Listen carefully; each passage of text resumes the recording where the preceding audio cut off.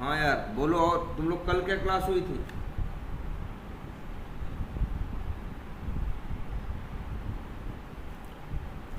कल क्लास हुई थी? नहीं सर, कल क्लास नहीं हुई थी। अच्छा, कल क्लास नहीं हुई थी।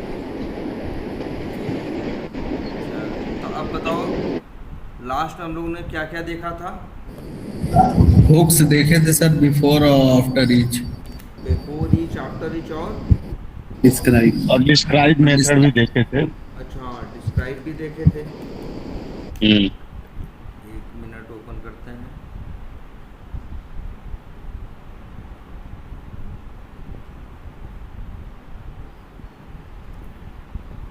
यही हमारा फ्रेमवर्क है ना? सर स्क्रीन नहीं दिख रहा। अच्छा एक मिनट।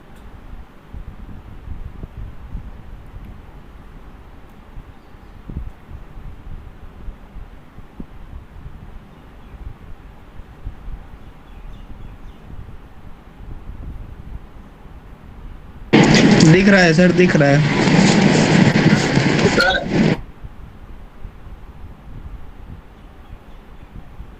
दिख रहा है?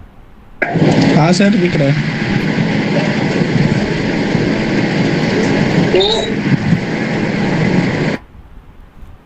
हम्म। हम लोगों ने यार हुक्स इम्प्लीमेंट किया था, है ना? और ये हुक्स इंटरव्यू में पूछते हैं। हुक्स वो हैं जो, मतलब हुक्स भी कई टाइप के होते हैं, before all, after all, before each और आफ्टर ईच ना। यही सीखा था ना। इसमें तो आसान है, before all, after all, before each, after each. ये चार हुक होते हैं। बिफोर ईच हर टेस्ट केस के पहले चलता है, आफ्टर ईच हर टेस्ट केस के बाद चलता है। और टेस्ट केस कौन है? जावास्क्रिप्ट और सॉरी टाइपस्क्रिप्ट और प्लेराइट में। तो भाई ये सिंपल सा, ये जो टेस्ट फंक्शन है यही क्या है? टेस्ट केस है। तो हर टेस्ट केस के फंक्शन, हर टेस्ट फंक्शन के पहले क्या चलता है? Before each. और उसके बाद क्या चलता है? After each. एक बात तो ये है। और ऐसे ही एक क्या है? बिफोर ऑल और क्या है? After all. बिफोर ऑल चलता है हर सारे टेस्ट केसेस के पहले एक बार। और आफ्टर टेस्ट केसेस चलता है जब सारे टेस्ट केस रन हो जाएंगे उसके बाद अंतिम में एक बार।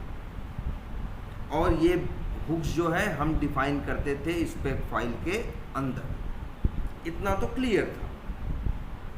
अब लेकिन कई बार क्या होता है कि जैसे हमें चाहिए कि इन चार टेस्ट केसेस के पहले बिफोर ईच में ये चले, आफ्टर ईच में ये चले, बिफोर ऑल में ये चले, आफ्टर ऑल में ये चले, और ये और दूसरे 10 टेस्ट केसेस के लिए, मतलब समझो स्पेक फाइल सेम है, उसमें 4 टेस्ट केस के लिए मेरे पास बिफोर ईच, आफ्टर ईच अलग है। या जैसे एक एग्जांपल समझ सकते हो यहाँ पे। जैसे सपोज करो मेरे हम टेस्ट केसेस हैं, कुछ यूआई के हैं और कुछ एपीआई के हैं। तो यूआई के टेस्ट केसेस के पहले हमें क्या करना होगा? ब्राउज़र लॉन्च करना होगा, लॉग इन करना होगा। और जो आफ्टर ईच में क्या करना होगा? लॉग आउट करना होगा, क्लोज करना होगा। लेकिन अगर हम बात करें किसकी, अगर हम बात करें एपीआई की, तो एपीआई में हमें ब्राउज़र तो लॉन्च करना नहीं होता। तुमने देखा है, एटलीस्ट पोस्टमैन तो सबने देखा है कि हम डायरेक्टली बस यूआरएल के थ्रू रिक्वेस्ट क्या करते हैं? सेंड करते हैं, हम रिस्पांस पाते हैं। वहाँ मेरी रिक्वायरमेंट क्या है? अलग है। अब मान लो मेरे पास 15 टेस्ट केसेस थे, 10 यूआई के थे, 5 एपीआई के थे। लेकिन 15 के 15 थे किससे रिलेटेड? लीड से रिलेटेड। तो लीड के लिए हम एक स्पेक फाइल बनाए, उसमें 15 टेस्ट केस ऑटोमेट किए, मतलब 15 क्या बनाए? Test function. लेकिन 10 यूआई के हैं तो 10 के लिए before each, after each, before all, after all अलग है। और 5 के लिए बिफोर ईच, आफ्टर ईच और बिफोर ऑल, आफ्टर ऑल अलग है। तब यही एक कंसेप्ट काम करता है जो हम लोगों ने आपको सिखाया, जो हमने आपको सिखाया था वो ये क्या था? डिस्क्राइब का। कि हम चाहें तो टेस्ट डॉट डिस्क्राइब करके 5 API के बना दें और टेस्ट डॉट डिस्क्राइब करके उसके अंदर 10 UI के बना दें, और डिस्क्राइब के अंदर के before each after each, describe के अंदर काम करते हैं, डिस्क्राइब के बाहर काम नहीं करते, तो ये एकदम परफेक्ट सॉल्यूशन बन जाएगा। तो बताओ, याद आया लोगों को? यही बताया था ना?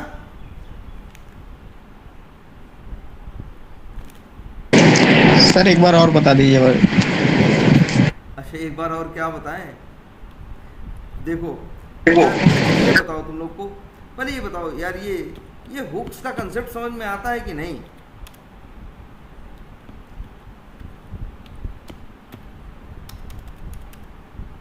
अच्छा पहले तो ये समझो, तुम कहोगे सर जब जावास्क्रिप्ट सीखा, टाइप स्क्रिप्ट सीखा, तब तो हुक्स हमने नहीं देखे थे, अचानक ये हुक्स कहाँ से पैदा हो गए? एक क्वेश्चन दिमाग में आता है ना कि सर पहले तो हम हुक्स नहीं देखे थे, अचानक ये हुक्स क्या है और क्या टेक्नोलॉजी है ये हुक्स की। तो पहली बात एक समझना, हुक्स का जावास्क्रिप्ट या फिर टाइप स्क्रिप्ट से कोई लेना देना नहीं है। पहले तो ये समझो, याद रखो, तुम ऑटोमेशन कर रहे हो, तुम फ्रेमवर्क बना रहे हो, लेकिन तुम यूज़ कर रहे हो जैसे टेस्ट फंक्शन। ये टेस्ट फंक्शन कोई, टेस्ट नाम का फंक्शन कोई जावास्क्रिप्ट टाइप स्क्रिप्ट की प्रॉपर्टी नहीं है। अब तुम लोग अंदर यूज़ कर रहे हो प्लेराइट का अपना जो बना हुआ क्या है, फ्रेमवर्क। प्लेराइट के अंदर टूल भी है और प्लस क्या है, फ्रेमवर्क भी है। और प्लेराइट के टूल और फ्रेमवर्क को यूज़ करके हम लोग अपना एक फ्रेमवर्क डिज़ाइन करते हैं। हम लोग एक अपना फ्रेमवर्क डिज़ाइन करते हैं। तो पहले तो ये बेसिक सी एक बात दिमाग में रखो। तो यार ये जो हुक्स है ना, ये किसी के नहीं है। ये हुक्स जो हैं वो प्लेराइट फ्रेमवर्क का ही पार्ट है। बात समझ रहे हो भाई? प्लेराइट ही तो यूज़ कर रहे हो, प्लेराइट का फ्रेमवर्क यूज़ कर रहे हो। अब प्लेराइट वालों ने अंदर ये कंसेप्ट बना रखा है। उन्होंने देखा मेरे टेस्ट केसेस के पहले कुछ चीज़ें हमको हो सकती है चलानी पड़े, मेरे टेस्ट केस के बाद कुछ चीज़ें हमको चलानी पड़े। जैसे हम एग्जाम्पल देखें तो हैं लॉग इन और लॉग आउट। तो अब ये बार बार कॉल से बचाने के लिए एक कंसेप्ट पैदा किया इन लोगों ने, जिसका नाम क्या, मतलब एक कंसेप्ट बनाया। उसके लिए क्या किया होगा यार? उसके लिए अच्छा ये बताओ, प्लेराइट डाउनलोड करते हो ना मेरे भाई, प्लेराइट के अंदर जाके देखोगे तो तुमको सैकड़ों क्लासेस मिलेंगी, हज़ारों फंक्शंस मिलेंगे, तुमको हज़ारों मेथड्स मिलेंगे। उसी के सहारे तो वो एक टूल बनाए हैं। वहीं उन्होंने ये कंसेप्ट भी बनाया है, जिसको नाम दिया उन्होंने क्या, हुक्स। इसके लिए तुम्हें कुछ करने की जरूरत नहीं पड़ती, हुक्स करने के लिए तुम्हें कुछ करने की जरूरत नहीं पड़ती। इन्होंने अब कुछ वर्ड बताए, जैसे ये देखो, कहा कि भाई टेस्ट डॉट बिफोर ऑल लिख दोगे तो टेस्ट फंक्शन, सारे टेस्ट फंक्शन के पहले ये चलेगा, ये कोड। अगर टेस्ट डॉट बिफोर ईच कर दोगे तो हर टेस्ट केस के पहले ये चलेगा, ये कोड चलेगा। बात समझ में आ रही है? अच्छा एक चीज और, हुक्स की, अच्छा मान लो मैं बिफोर ईच में ऐसे लिख दें,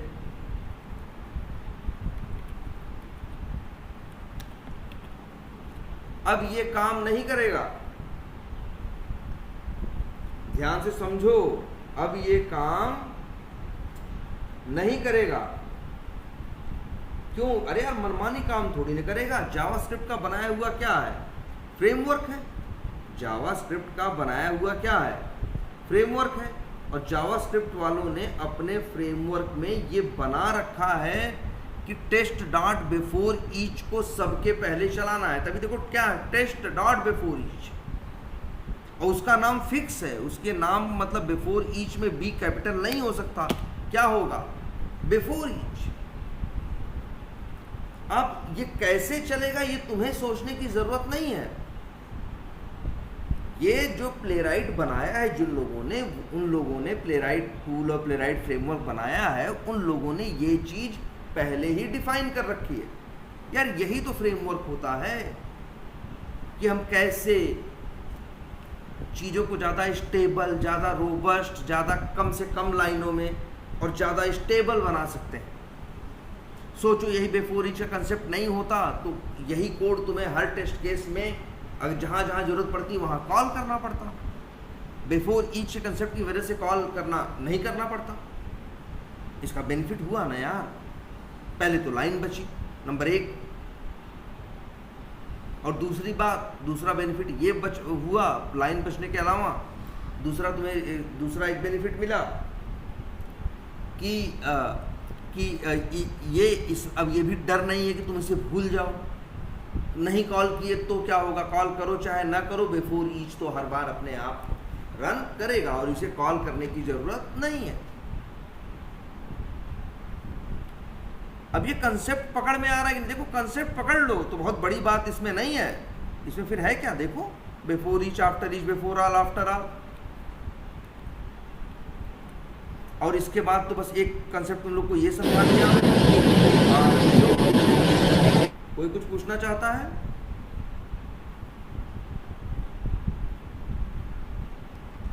बोलो, कोई कुछ पूछना चाहता है?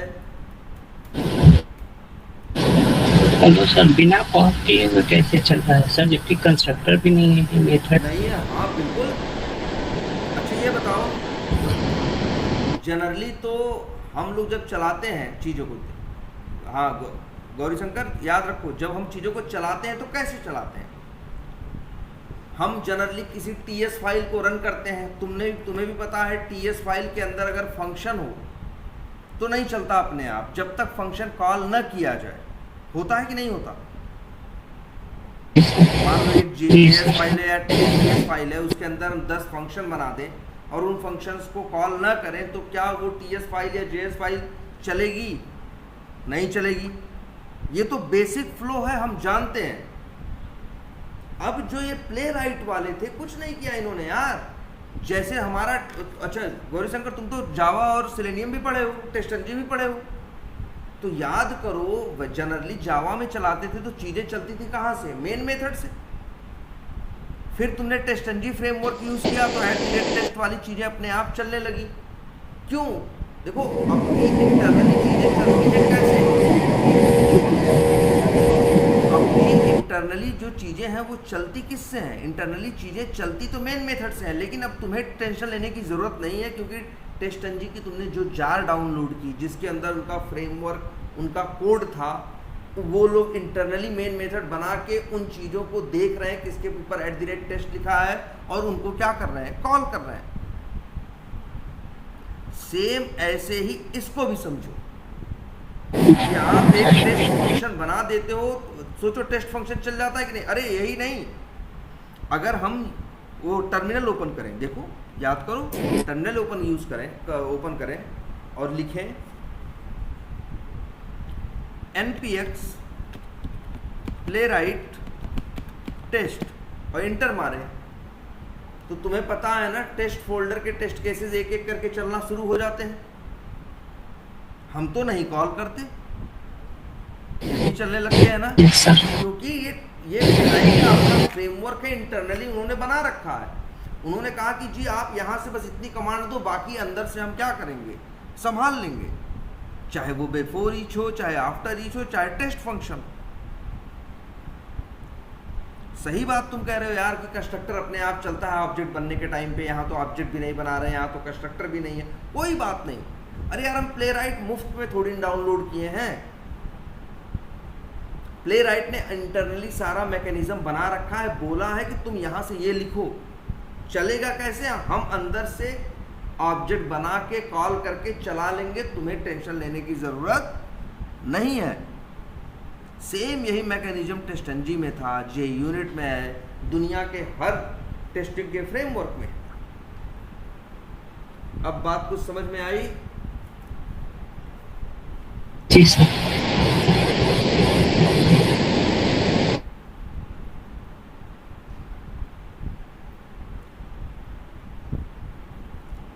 हाँ और बताओ भाई, फिर से ओपन करते हैं भाई, देख लो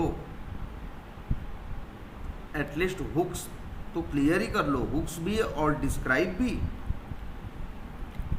इंटरव्यू में पूछते हैं, हुक्स भी पूछते हैं और डिस्क्राइब भी पूछते हैं। डिस्क्राइब के थ्रू बस ये कर सकते हैं कि हम स्पेक फाइल के अंदर चीज़ों को कैटेगराइज कर सकते हैं। अगर मेरे पास 4 टेस्ट केस के लिए अलग बिफोर ईच आफ्टर ईच है, 6 टेस्ट केसेस के लिए अलग बिफोर ईच आफ्टर ईच है, तो उन 6 टेस्ट केसेस को एक डिस्क्राइब में डाल दें, उन 4 को एक डिस्क्राइब में डाल दें। एक डिस्क्राइब में एक का बिफोर ईच आफ्टर ईच रख दें, दूसरे में दूसरे का बिफोर ईच आफ्टर ईच रख दें। बात समझ में आई कुछ?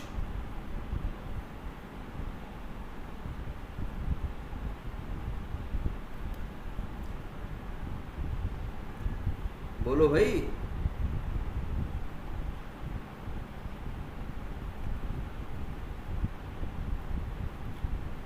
और भाई किसी को कुछ पूछना है इसे क्लियर कर लो।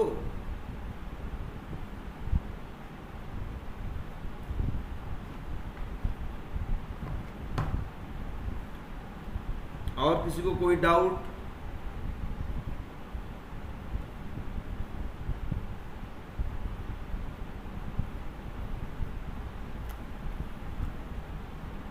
बोलो।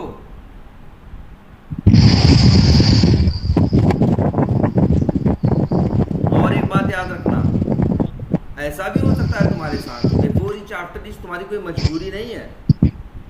अगर तुम्हें ऐसा लगता है कि बिफोर ईच आफ्टर ईच है तुम्हारे लिए रिक्वायर्ड नहीं है इस सिनेरियो में, तो तुम मत रखो। मान लो किसी स्पेक फाइल में तुमको बिफोर ईच आफ्टर ईच की जरूरत नहीं है या बिफोर आफ्टर ऑल की जरूरत नहीं है, या ऐसा है कि बिफोर ईच की जरूरत है लेकिन आफ्टर ईच की जरूरत नहीं है, तो उस सिचुएशन में तुम उनको नहीं रखोगे।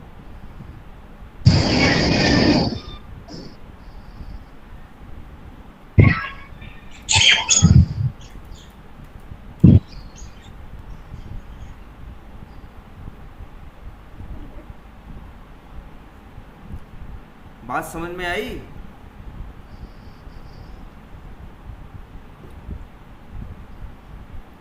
यार जरा तुम लोग 1 मिनट रुक के सोचो यार, फिर सवाल पूछो। जल्दबाजी कोई नहीं है।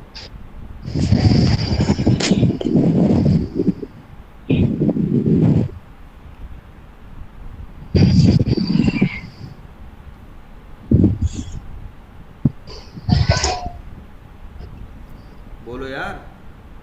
ठीक है सर। और बताओ किसी को कुछ भी डाउट लग रहा है?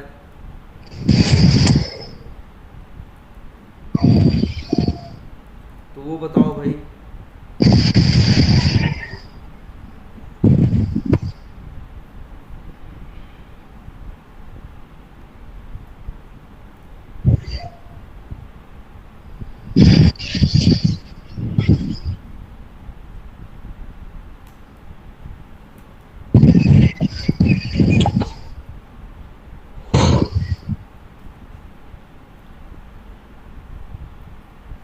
बोलो भाई,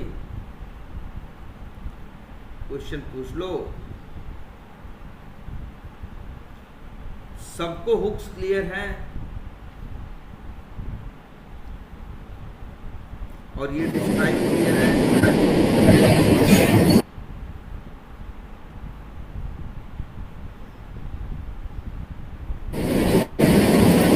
सर इसमें कैसे रखेंगे कोड को हम, जैसे बिफोर ऑल में क्या रखेंगे, आफ्टर ऑल में क्या रखेंगे, बिफोर ईच में क्या रखेंगे, आफ्टर ईच में क्या रखेंगे, ये कोड को जैसे सर अगर लॉग आउट वाला हम रखते हैं बिफोर आफ्टर ईच में, तो सर जैसे लॉगिन वाला हम चलाते हैं तो इनवैलिड वाला सर चलता नहीं है।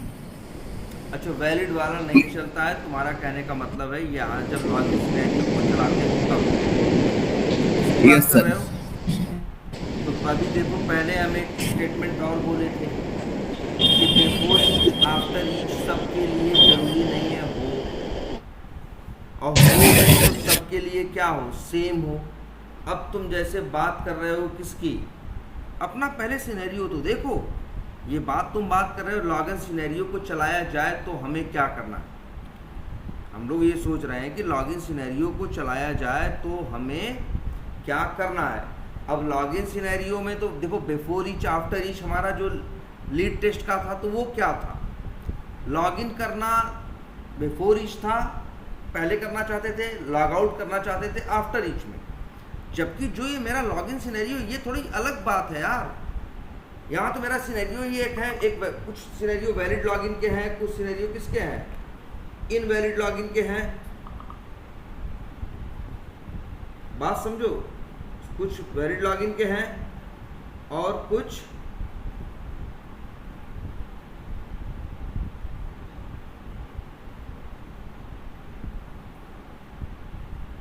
ठीक है।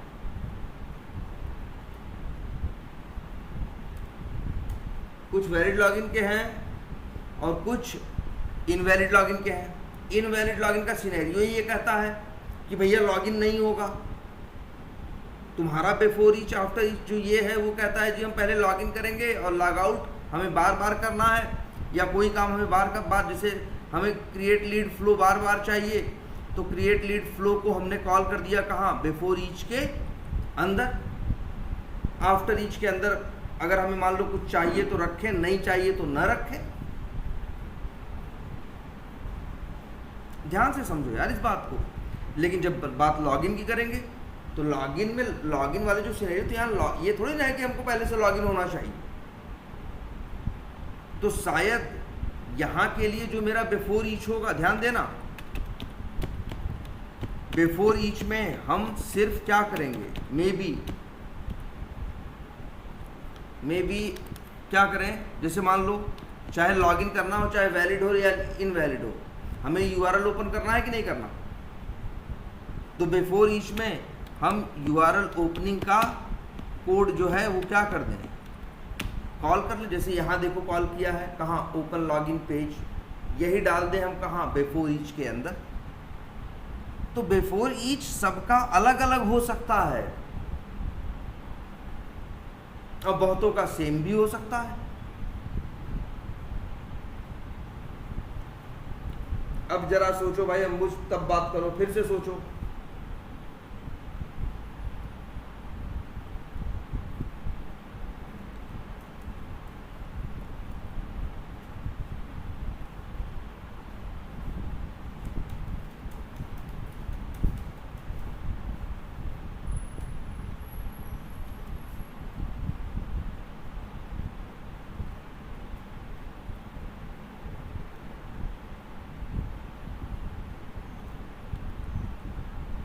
बताओ यार, अब बताओ।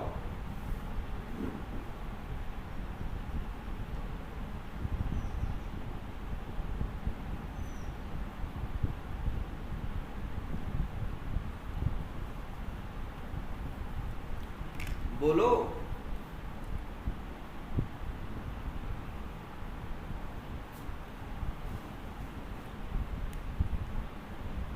और कल तुम लोग के लिए क्लास की टाइमिंग क्या सही रहेगी, मॉर्निंग में रखें? हाँ सर। सब लोग बताओ यार। मॉर्निंग में दो। Morning sir, morning. किसी को दिक्कत है? सर जो दूर से आते हैं उनका क्या है? कितने दूर से आते हो? जंघई से सर। कैसे, ट्रेन से कि बाइक से? सर सुबह सुबह ट्रेन सर लेट हो जाती है तो बाइक से आना पड़ता है। बाइक से आते हो तो दिखना थोड़ा जल्दी निकलो, 7:30 बजे तक आओ, max to max. Yes sir. 7:30 से 9, 9:30 बजे तक क्लास लेते हैं। Yes sir. सर ऑफलाइन चलेंगे? हाँ ऑफलाइन यार, कल से ऑफलाइन करते हैं भाई। इस तरह से ऑनलाइन में तो ना हमें ही उतना इंटरेस्ट आ पाता है और पता नहीं तुम लोगों का क्या है। सर हम लोग का भी वही है। हाँ तब हेलो सर। कल से ऑफलाइन ही करते हैं। सर। हाँ बोलो। सर डिस्क्राइब के अंदर बिफोर ईच लिखना और फाइल लेवल पर बिफोर ईच लिखना, दोनों में क्या डिफरेंस है? देखो, जो डिस्क्राइब के अंदर लिखते हैं यस सर। जो डिस्क्राइब के अंदर लिखोगे वो सिर्फ डिस्क्राइब के अंदर के टेस्ट के लिए काम करेगा, ठीक है। और जो डिस्क्राइब Yes. के बाहर लिखोगे वो डिस्क्राइब के बाहर जो टेस्ट केसेस हैं उनके लिए काम करेगा। आई बात समझ में? वो डिस्क्राइब के अंदर कोई भी चीज़ लिख दोगे तो वो अंदर के लिए काम करेगी, बाहर के लिए काम नहीं करेगी। और सर एक फाइल में मल्टीपल डिस्क्राइब रख सकते हैं? बिल्कुल रख सकते हो। एक फाइल के अंदर मल्टीपल डिस्क्राइब भी हो सकते हैं। ऐसा भी हो सकता है कि एक फाइल के अंदर एक डिस्क्राइब हो, कुछ टेस्ट केस डिस्क्राइब के अंदर हो, कुछ डिस्क्राइब के बाहर हो। ऐसा भी हो सकता है कि एक स्पेक फाइल के अंदर 3 डिस्क्राइब हो और हर डिस्क्राइब के अंदर कुछ टेस्ट केसेस हों।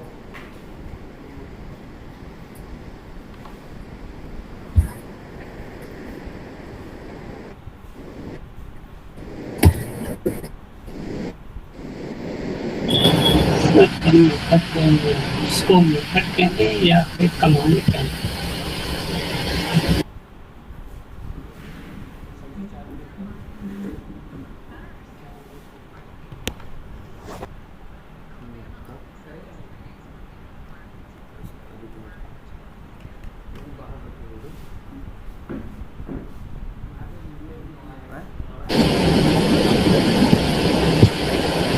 हेलो सर, हुक्स को मेथड कहें सर या कमांड कहें? क्या कह रहे हो? क्योंकि जावा में तो ये नोटेशन रहता था। नहीं सुनाई सर हुक्स को मेथड कहें या कमांड कहें? क्योंकि जावा में तो ये नोटेशन के साथ आता था। जावा में एनोटेशन के साथ आता है, कोई बात नहीं। वहाँ लिखने का तरीका @टेस्ट है, यहाँ लिखने का तरीका थोड़ा डिफरेंट है भाई। जैसे ऐसे तो तुम देखो जावा में जाओगे @टेस्ट लिखोगे, अगर यही तुम .NET में चले जाओगे तो वो लोग ऐसे लिखते हैं। सबका बस तरीका थोड़ा थोड़ा बदलेगा। हर आदमी एक जैसे थोड़ी लिखेगा, हर टूल हर लैंग्वेज। .NET वाले ऐसे लिखते हैं।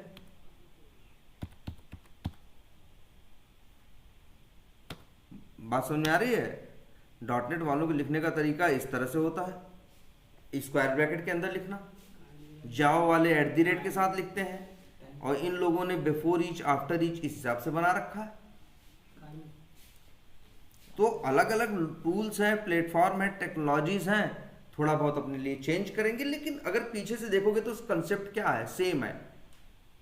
जैसे यहाँ टेस्ट केस में जावा में @टेस्ट था, .NET में स्क्वायर ब्रैकेट में टेस्ट है और जावास्क्रिप्ट और टाइपस्क्रिप्ट में टेस्ट फंक्शन है। बात समझ में आ रही है? वहाँ बिफोर यहाँ बिफोर टेस्ट, वहाँ पे बिफोर टेस्ट आफ्टर टेस्ट था .NET में, और यहाँ कुछ अलग हिसाब से है।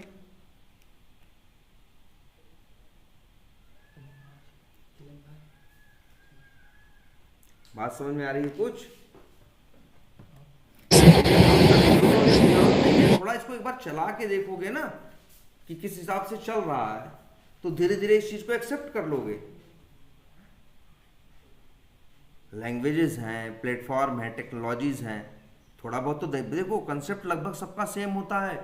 कुछ वर्ड्स, कुछ सिंटैक्स, कुछ तरीका थोड़ा बहुत इधर उधर सबका क्या होता है, दाहिने बाएं चेंज होता है।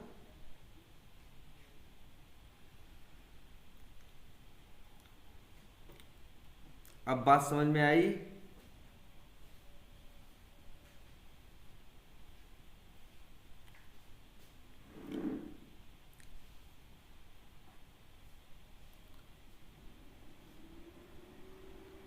बोलो भाई।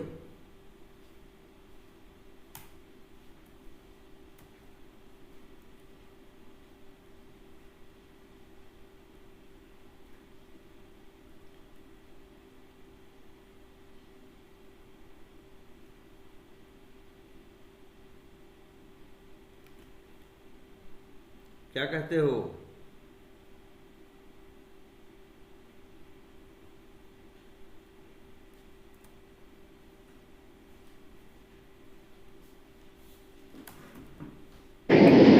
सर अगर एक डिस्क्राइब में बिफोर ईच है और बाहर भी बिफोर ईच है तो पहला कौन सा चलेगा? अरे यार, जब वो टेस्ट के पहले तो वो टेस्ट केस चलेगा बाहर वाला, उसके लिए उसका बिफोर ईच चलेगा।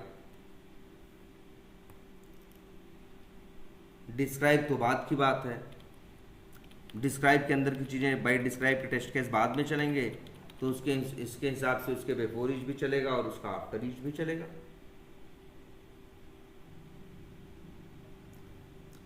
तो अब इतना क्लियर है ना?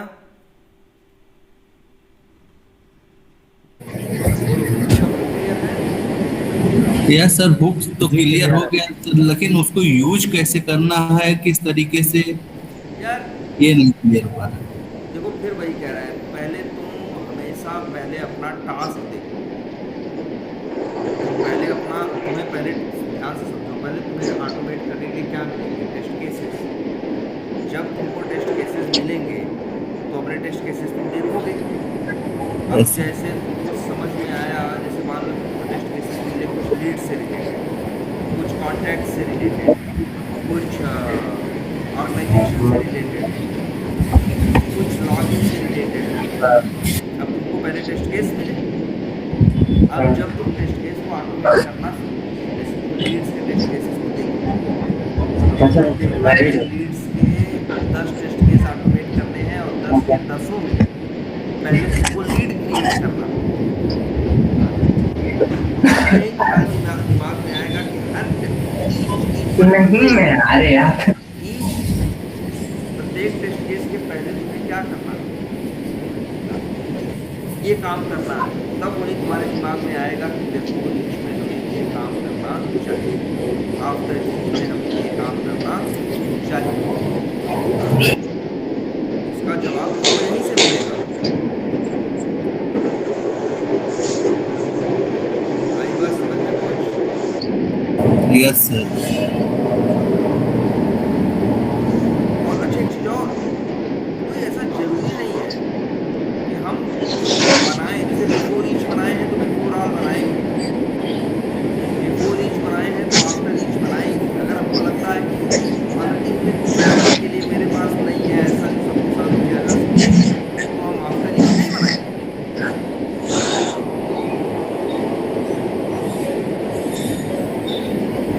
बात समझ में आ रही है? अच्छा, और जैसे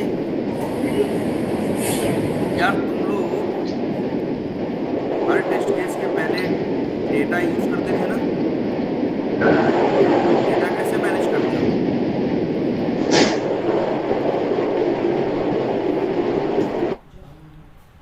अच्छा, यहाँ से कॉमन डेटा इस तरह से करके यूज कर रहे हो। लेकिन बहुत से लोग ऐसा भी करते हैं, जैसे बिफोर ईच के में हर टेस्ट केस के पहले जो डेटा इनको चाहिए, टेस्ट डेटा चाहिए, उसका अरेंजमेंट करते हैं। काम कई हो सकते हैं। आ रही बात समझ में कि नहीं आ रही है? आ रही है। बिफोर ईच, आफ्टर ईच, वो तुमको तुम्हारे सिनेरियो बताएंगे। जब सिनेरियो को पढ़ोगे तुम्हें अपने समझ में आएगा किन टेस्ट केसेस के पहले हमें ये काम करना है, किन टेस्ट केसेस के बाद हमें ये काम करना है।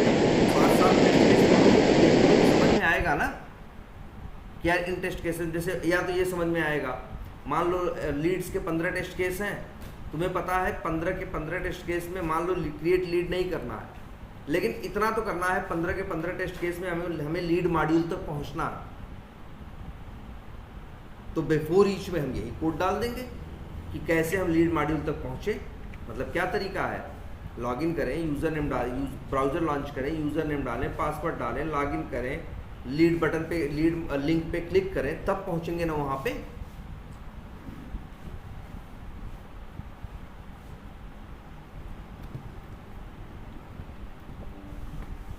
कुछ बात समझ में आई? Yes sir. है ना? तो ये तुम अपने सिनेरियो देखोगे, तुम्हें खुद ही आइडिया लगेगा कि क्या बिफोर ईच में, मतलब बिफोर ईच बस तुम्हारी सहूलियत के लिए है। वो काम जो तुम्हें हर टेस्ट केस के पहले करना है, तो वो बिफोर ईच में डाल दो, तो बेनिफिट यही मिलेगा कि तुम्हें उसे कॉल करने की जरूरत। ऐसा अच्छा एक बात और भी है, ऐसा नहीं कि बिफोर ईच नहीं होता तो भैया ऑटोमेशन नहीं होता, आफ्टर ईच नहीं होता तो ऑटोमेशन नहीं होता, ऐसा बिल्कुल नहीं है। उसके पहले भी तो कर रहे थे आप। और इसी फ्रेमवर्क पे कर रहे थे। तब हम उसको उस फंक्शन को हर जगह क्या करते, जैसे यही क्रिएट लीड फ्लो था, मान लो लीड वाले हर सिनेरियो में चाहिए था तो पहले हम इसे कॉल कर रहे थे, बाद में हमको एक ऑप्शन मिल गया तो हम उसको क्या कर देते हैं, बिफोर ईच के अंदर कॉल कर लेते हैं। अब हमें हर टेस्ट केस के पहले कॉल करने की ज़रूरत नहीं है।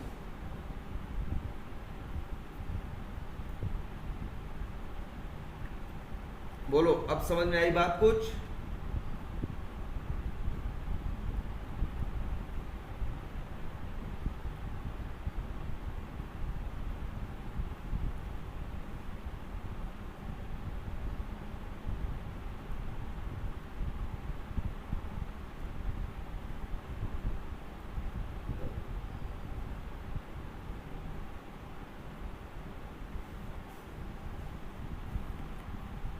और बताओ फ्रेमवर्क में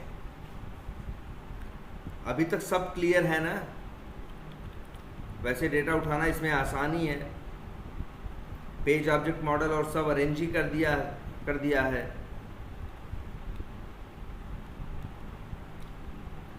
बोलो अब ये क्लियर है? तो यार अब हम लोग देख रहे थे किसके बारे में, लास्ट क्लास में डिस्कस कर रहे थे किसके बारे में, प्ले राइट में एक कंसेप्ट देखे थे हम लोग, किसका, या बात कर रहे थे, वैसे हम लोग देख चुके हैं किसका, क्या, प्ले राइट में एक कंसेप्ट होता है फिक्चर्स का, स्पेलिंग लिख देते हैं।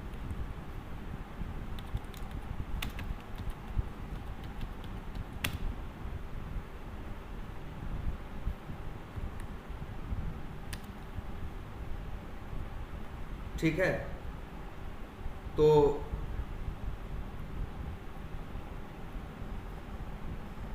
फिक्चर्स हैं क्या क्या प्ले राइट में, एक मिनट डाल देते हैं।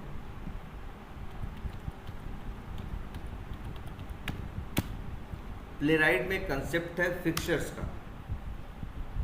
अब क्वेश्चन उठता है ये फिक्चर्स क्या हैं, क्यों हैं, और कौन कौन से फिक्चर्स होते हैं। तो यार तुमको हम लोग पहले याद करो जरा, एक बार लिखते हैं पुरानी स्टाइल का कोड।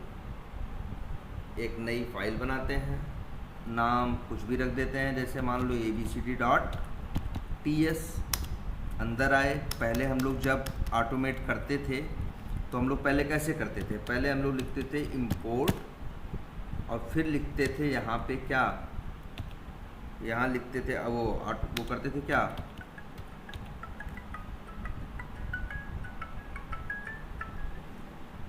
एक सेकंड यार, हेलो, हाँ ठीक है, हाँ ठीक, हाँ ठीक, कहीं दिक्कत नहीं है ना, हम भी, हाँ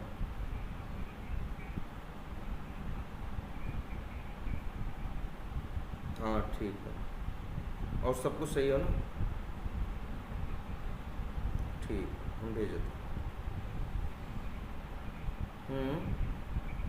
हाँ है, लिंक बताओ। ठीक ठीक, सही, ठीक।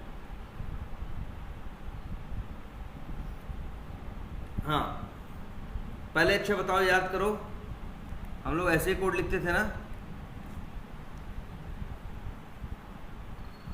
शुरू में जब प्ले राइट कर रहे थे, तो पहले हम लिखते थे क्रोमियम को इंपोर्ट करते थे, फिर उसका लॉन्च मेथड कॉल करते थे।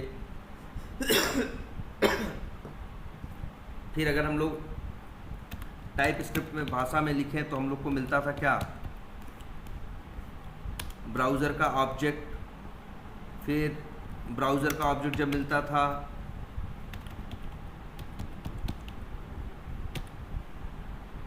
फिर क्या करते थे, कंटेक्स्ट।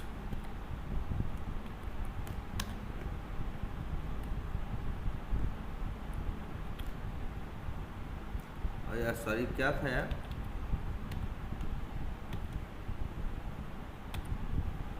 ऐसे था, न्यू कंटेक्स्ट था।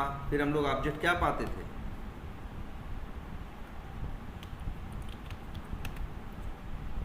फिर हम लोग पाते थे ऑब्जेक्ट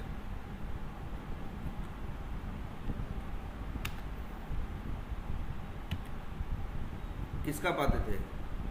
ब्राउज़र कंटेक्स्ट मान लो, इसको लिख दें, कुछ भी वेरिएबल का नाम लिख दें, कंटेक्स्ट कोलन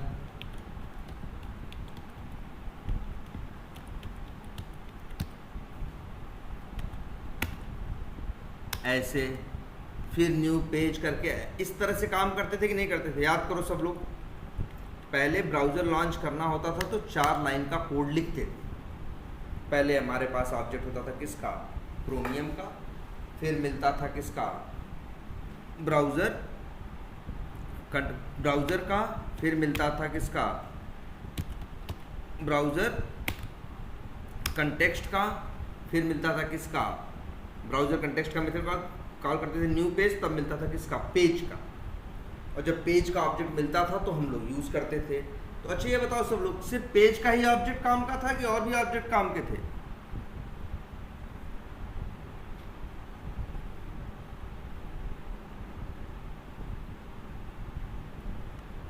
बोलो, याद करो सब लोग। जब हम लोग एक मेथड कॉल करते थे पेज डॉट कंटेक्स्ट, याद करो, ये भी मिलता था, एक मेथड था, एक मेथड ये भी था, याद करो सब लोग। तो पेज डॉट, अरे यार ये यूज़ होता था विंडो हैंडलिंग के टाइम पे। मेथड का नाम क्या था? Page dot context. तो पेज से हमको मिलता था ऑब्जेक्ट किसका? ब्राउज़र कंटेक्स्ट का। और फिर ब्राउज़र कंटेक्स्ट का एक मेथड था जिसका नाम क्या था? पेजेस। तुम लोग भूल रहे हो भाई, वो चीज़ याद करो। तुम लोग प्लेराइट नहीं समझोगे तो कैसे काम चलेगा? अगर पेज का ऑब्जेक्ट तुम्हारे पास है, याद करो फ्रेमवर्क में है ये, कंटेक्स्ट मेथड कॉल करते थे तो हमको मिलता था, मान लो ऑब्जेक्ट मिलता था। ऑब्जेक्ट किसका मिलता था? ब्राउज़र कंटेक्स्ट का ऑब्जेक्ट मिलता था, याद करो। और फिर सीटी डॉट करते थे क्या? पेजेस। तो हमें मिलते थे उस ब्राउज़र कंटेक्स्ट के अंदर के सारे पेजेस। अगर हम मेरे पास किसी पेज पे हम हैं, पेज के किसी बटन पे क्लिक किए, वो एक नया पेज या नया विंडो खोल दिया, तो हम उसके ऊपर कैसे जाते थे? मेरे पास यही तरीका था। पेज से पहले उसके पेरेंट या मतलब वो कंटेक्स्ट के ब्राउज़र कंटेक्स्ट के अंदर था, तो पेज से पहले जाते थे कहाँ? ब्राउज़र कंटेक्स्ट पे। और फिर ब्राउज़र कंटेक्स्ट का जब पेजेस मेथड कॉल करते थे तो सारे पेज के क्या मिलते थे? ऑब्जेक्ट। और वो एक मिलता था एरे। भूलो मत यार, ऐसा था भाई, याद है कि नहीं तुम लोग को? और फिर हम लोग लिखते थे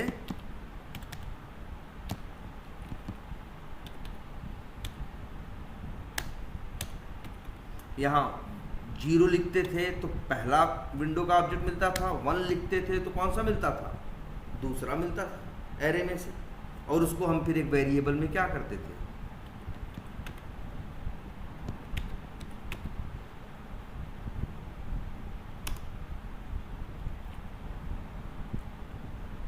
ऐसा याद आया कुछ? ये कोड लिखे हैं हम 2-4 क्लास पहले, जब हम मल्टीपल विंडोज़ को हैंडल करते थे। तो हम ये बताना चाह रहे थे तुमको कि यार ब्राउज़र का ऑब्जेक्ट भी इंपॉर्टेंट है, ब्राउज़र कंटेक्स्ट भी इंपॉर्टेंट है, पेज भी इंपॉर्टेंट है। और ये ऑब्जेक्ट आप ऐसे मेथड कॉल करते थे तो बनते थे, आपको मिलते थे। ये जनरल तरीका शुरू में था, लेकिन फिर तुम लोगों ने एक नई चीज़ देखी। जब तुम लोगों के सामने आया क्या? प्लेराइट का फ्रेमवर्क। तब तुम लोगों ने एक चीज़ देखी प्लेराइट के फ्रेमवर्क के टाइम पे कि यार तुम्हें, देखो ध्यान से, यहाँ दिख भी रहा है, तुम्हें पेज का ऑब्जेक्ट बनाने की ज़रूरत नहीं है, अपने आप मिल जाता है। पहले तो तुम लोग कंटेक्स्ट डॉट न्यू पेज करते थे तब मिलता था ना। बाद में एक ऐसा सीन तुमको जब प्लेराइट का फ्रेमवर्क देखे तो तुम देखो, याद करो, टेस्ट है, सीधे पेज का ऑब्जेक्ट मिला, सीधे पेज के ऑब्जेक्ट को तुमने यूज करना क्या किया? शुरू किया। ये 4 लाइन तुम लिखना ही छोड़ दिए जब से तुम प्लेराइट के फ्रेमवर्क को यूज करने लगे। तो प्लेराइट ने एक कंसेप्ट दिया कि आपको जो ऑब्जेक्ट्स बार बार यूज करने हैं टेस्ट केसेस के अंदर, हम उनका अरेंजमेंट खुद से कर दे रहे हैं। अपने फ्रेमवर्क में। आपको कोई मेहनत नहीं करना है, आपको जी सीधे बस वो ऑब्जेक्ट यूज करना है। उसी को बोला गया क्या, फिक्चर्स। वो रीयूजेबल ऑब्जेक्ट जो आपको मल्टीपल टेस्ट केसेस में यूज करने हैं, उन्हीं को, जिनकी ज़रूरत आपको पड़ सकती है जगह जगह, उन्हीं का अरेंजमेंट किया और प्लेराइट ने उन्हीं के लिए शब्द इस्तेमाल किया क्या, फिक्चर्स। उन्हीं को बोला क्या, फिक्चर्स। अब जैसे ये तुम्हारा टेस्ट फंक्शन है, याद करो, इसमें पहला पैरामीटर क्या होता है, टेस्ट केस का नाम। दूसरा पैरामीटर क्या होता है, एरो फंक्शन। एरो फंक्शन के अंदर जो ये पेज का ऑब्जेक्ट दिख रहा है, ये एक फिक्चर्स है। ये एक ऐसा रीयूजेबल ऑब्जेक्ट है जो आपको बाय डिफॉल्ट मिल जाता है। और सिर्फ यही नहीं है, पेज है, और एक और है क्या, ब्राउजर। ब्राउजर आपको देता है क्या, ब्राउजर आपको देता है ब्राउजर का ऑब्जेक्ट। कौन सा ब्राउजर का ऑब्जेक्ट बोलोगे तो देखो, है ना भैया तुम्हारे पास ब्राउजर का ऑब्जेक्ट। जब क्रोमियम डॉट लॉन्च करते हो तो यहां से तुम ब्राउजर का ऑब्जेक्ट भी ले पा सकते हो। सिर्फ यही नहीं, और क्या तुम यूज करते हो, एक चीज, browser context. Generally browser context का कैसे अरेंजमेंट करते हो, सॉरी बताओ, कैसे अरेंजमेंट करते हो, उसका नाम क्या है, कंटेक्स्ट। तो तुम कैसे करते हो बताओ यार, तुम तो ब्राउजर कंटेक्स्ट चाहिए तो ये लिखते हो ना, पेज डॉट क्या, कंटेक्स्ट, तब पाते हो ना ब्राउजर कंटेक्स्ट का ऑब्जेक्ट। फिक्चर्स का कंसेप्ट ये है जो कह रहा है, जो आपको ये रीयूजेबल ऑब्जेक्ट्स की ज़रूरत है, आपको लिखने की उनको बनाने की ज़रूरत नहीं है। आप सीधे टेस्ट फंक्शन के अंदर, जब टेस्ट फंक्शन चलेगा, ब्राउजर हम खुद लॉन्च करके आपको ये तीनों ऑब्जेक्ट यहाँ पैरामीटर में दे देंगे, और अब आप चाहिए यूज करिए। तुम ही सोचो, अगर मल्टीपल विंडो हैंडलिंग करनी होती तो हम लोग कैसे करते हैं। हमारे पास अगर मान लो पेज का ऑब्जेक्ट है तो हम लोग क्या लिखते हैं, पेज डॉट क्या लिखते हैं, कंटेक्स्ट। तब पाते हैं ऑब्जेक्ट किसका, ब्राउजर कंटेक्स्ट का ना, बोलो।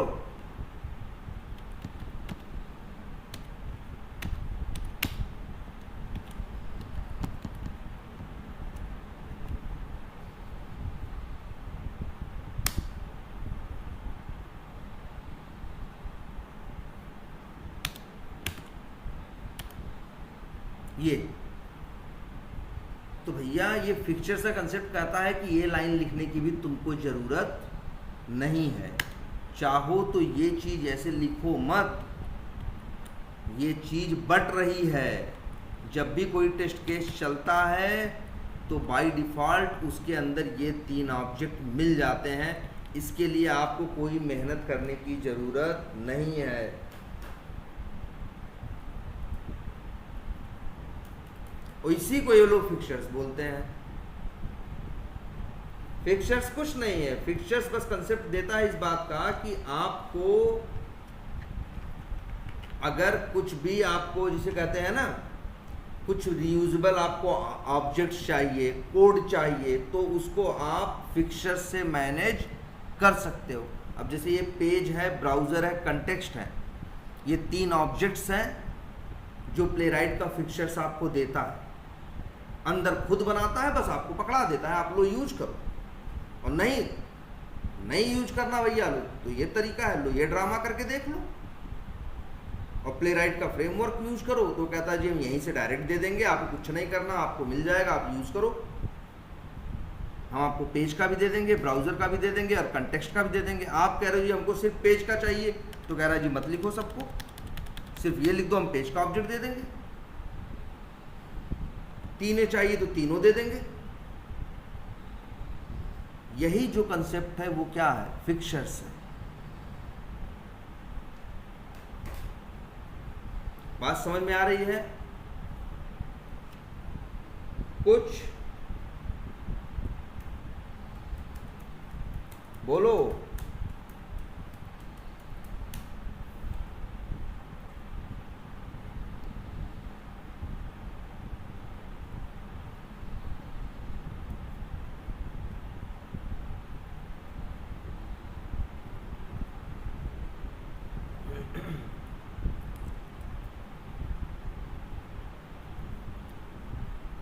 फिक्चर्स के थ्रू आप ऑब्जेक्ट्स या डिपेंडेंसीज जिनके ऊपर आपका प्रोजेक्ट, जैसे भी आप पेज का ऑब्जेक्ट चाहिए ना, ब्राउज़र का चाहिए, ब्राउज़र कंटेक्स्ट का चाहिए, तभी तो टेस्ट केस आगे हम यूज कर पाते हैं। बिना पेज के ऑब्जेक्ट के क्या होगा? कुछ भी नहीं होगा ना। तो इसी को बोलते हैं क्या? फिक्चर्स बोलते हैं।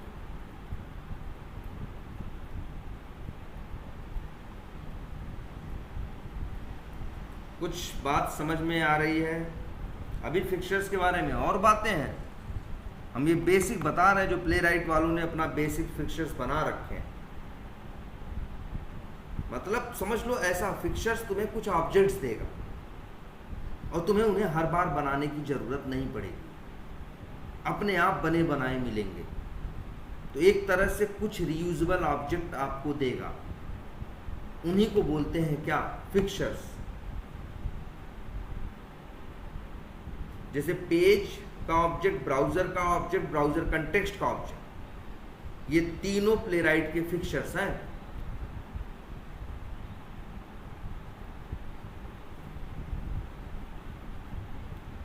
थोड़ा कंफ्यूजिंग है ना? सर ये ऑब्जेक्ट सर हर टेस्ट केस पे रखना पड़ेगा ना? जैसे सर ये डिस्क्राइब के अंदर है, हाँ बिल्कुल, तो एक में रखने से तो चलेगा नहीं। एकदम नहीं। जैसे देखो, दूसरा है, यहाँ नहीं है ना? तीसरा यहाँ है, यहाँ नहीं है, यहाँ पे भी है, यहाँ पे भी है।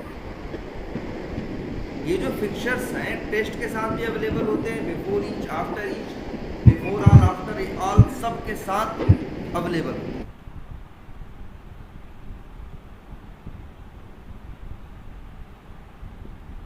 समझ रहे हो? ये वो ऑब्जेक्ट हैं जो प्लेराइट फ्रेमवर्क अपने टेस्ट केसेस के साथ और अपने हुक्स के साथ बाय डिफ़ॉल्ट आपको प्रोवाइड करता है। और सिर्फ पेज ही नहीं करता, पेज भी प्रोवाइड करता है, ब्राउज़र भी करता है और ब्राउज़र कंटेक्स्ट भी करता है। ये तीनों जो ऑब्जेक्ट्स हैं ये फिक्चर्स के पार्ट हैं।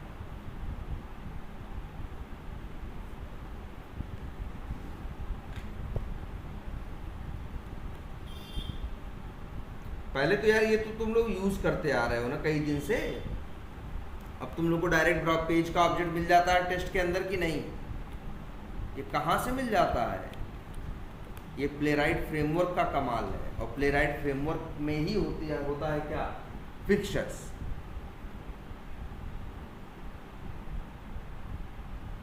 क्लियर है?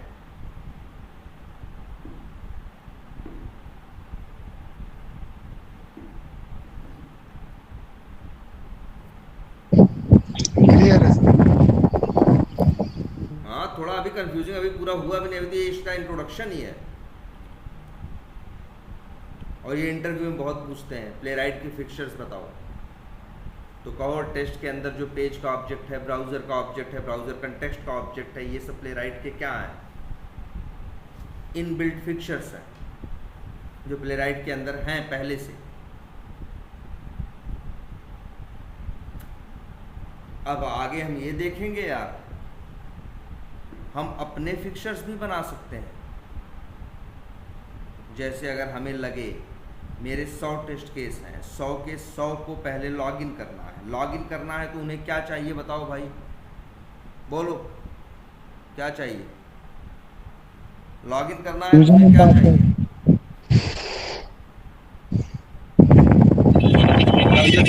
लॉगिन पेज का ऑब्जेक्ट। भाई लॉगिन करना है तो लॉगिन कोड का मेथड लिखा होगा कहाँ? पेज वाइज क्लास के अंदर। उन्हें क्या चाहिए पहले? लॉगिन पेज का ऑब्जेक्ट चाहिए नहीं चाहिए? Yes sir. और हम लोग ऐसा कर सकते हैं कि कोई टेस्ट केस हम यूज करें, उस टेस्ट केस में बाय डिफॉल्ट जैसे यहाँ पेज का ऑब्जेक्ट मिल रहा है ना यार, यही तुमको अपने आप किसका मिल जाए? लॉगिन पेज का ऑब्जेक्ट। ऐसा हो सकता है। या तुमको इस लीड डिटेल पेज का ऑब्जेक्ट मिल जाए तो तुमको ये जो बना रहे हो बनाने की जरूरत न पड़े। ये भी वही सेम कंसेप्ट है कि एक टेस्ट स्टार्ट हो रहा है तो उसको बना बनाया ऑब्जेक्ट मिल जा रहा है, जैसे पेज का मिल जा रहा है, ब्राउजर का मिल जा रहा है, ब्राउजर कंटेक्स्ट का मिल जा रहा है, ऐसे ही मेरे किसी पेज वाइज क्लास का भी मिल सकता है। उसका अरेंजमेंट हमें करना होगा, ऐसे नहीं डायरेक्ट मिल जाएगा। उसका हम कल बताएंगे अरेंजमेंट कैसे होगा, कैसे मिलेगा। लेकिन ये भी हो सकता, फिक्चर्स का मतलब तुम्हें अगर कुछ महसूस होता है कि टेस्ट केसेस के लिए कुछ ऑब्जेक्ट्स तुम्हें हर टेस्ट केस के लिए चाहिए, रियूजेबल है, हर टेस्ट केस में चाहिए, तो उनका अरेंजमेंट तो फिक्चर्स वाले कंसेप्ट के थ्रू कर सकते हैं। जैसे तुम्हें पेज का मिलता है, ब्राउजर का मिलता है, ब्राउजर कंटेक्स्ट का मिलता है, ऐसे ही तुमको मिल सकता है किसका, पेज वाइज क्लास का भी ऑब्जेक्ट मिल सकता है, ऐसे ही तुम्हें डेटा का ऑब्जेक्ट भी मिल सकता है। लेकिन हवा में नहीं मिलेगा, कुछ अरेंजमेंट करेंगे, अलग से कुछ कोड लिखेंगे। यार देखो, जब बना बनाया मिलने लगेगा, मान लो वही चीज़ हम 100 जगह यूज कर रहे हैं, तो हमें 100 जगह बनाने की जरूरत नहीं पड़ेगी, 100 जगह वो अपने आप बना बनाया हमें मिल जाएगा।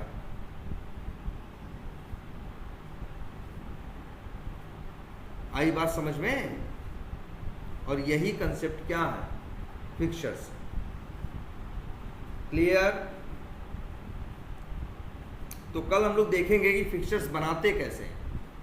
ये तो कुछ बेसिक हैं, बाय डिफॉल्ट है, पेज, ब्राउजर, ब्राउजर कंटेक्स्ट। हम अपने फिक्चर्स भी बना सकते हैं अपनी जरूरत के हिसाब से, ठीक है?